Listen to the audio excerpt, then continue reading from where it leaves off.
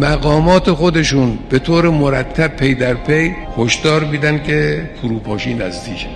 رئیس جمهورشون میگه، نخست وزیر سابقشون میگه، رئیس امنیتشون میگه، وزیر دفاعشون، همشون میگن فروپاشی ما نزدیکه. ما به 80 سالگی نمیرسیم. ما گفتیم 20 سالگی و 25 سالگی رو نمیبینید، خودشون عجله کردن زودتر میکنن.